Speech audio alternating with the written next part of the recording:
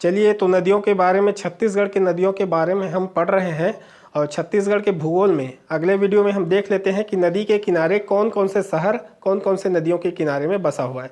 तो रायपुर शहर खारून नदी के किनारे, दुर्ग शिवनाथ नदी के, जगदलपुर इंद्रावती के, राजनांदगांव शिवनाथ नदी के, बिलासपुर अरपा नदी के, चांपा हसदो नदी के, कोरबा हसदो नदी के, रायगढ़ किलो नदी के।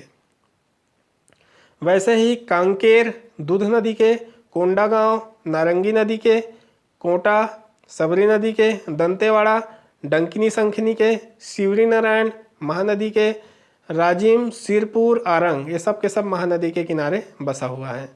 तो फेमस है, बहुत ज़्यादा सवाल पूछा जाता है इसके आधार पर। तो अब हम देख लेते हैं कि लंबाई के आधार पर हमारे जो छत्तीसगढ़ की नदियां हैं वो किस प्रकार क्रम से हैं। तो यहाँ पर हमने इसको नीचे रखा हुआ है, महानदी को ध्यान रखना है, क्योंकि छत्तीसगढ़ में जो बहती है, छत्तीसगढ़ में बहती है उसकी लंबाई के आधार पर। तो सबसे ऊपर में आएगा शिवनाथ 290, महानदी 286, इंद्रावती 264, खारून 208। तो ये जो है, ये सवाल कई बार पूछा जाता है कि नदियाँ दे देते हैं और उसको क्रम में जमाने के लिए लंबाई के आधार पर, सर्वाधिक लंबाई के आधार पर या कम लंबाई के आधार पर जमाइए करके आता है सवाल। तो आपको इसको ध्यान में रखना है। ईब 202, हसदेव 176, सबरी 173, मांड 155। उसके बाद यहाँ पर है रिहंद 145, लीलागर 135, कोटरी 135, मनियारी 134। उसके बाद है कन्हार 115, अरपा 100, पैरी 90, जोंक 90, तांदुला 64, गोदावरी है 24।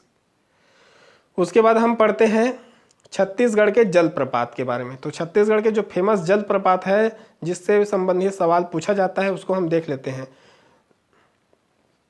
सबसे पहला चित्रकूट जलप्रपात इंद्रावती नदी में बना हुआ है, जो कि बस्तर जिले में है। ये 90 मीटर ऊंची है और 750 मीटर चौड़ाई है। तो देखिए कितनी चौड़ी है, 750 मीटर। तो इस विशेषता यह है कि भारत की ये सबसे चौड़ी है।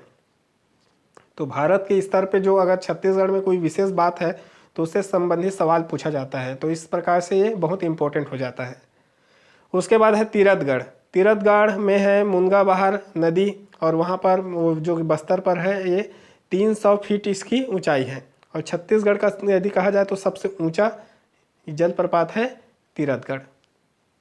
उसके बाद 7 धारा जलप्रपात है इंद्रावती नदी में, दंतेवाड़ा में है। ये 7 धाराओं में विभक्त हो जाता है, इसलिए इसका नाम 7 धारा है।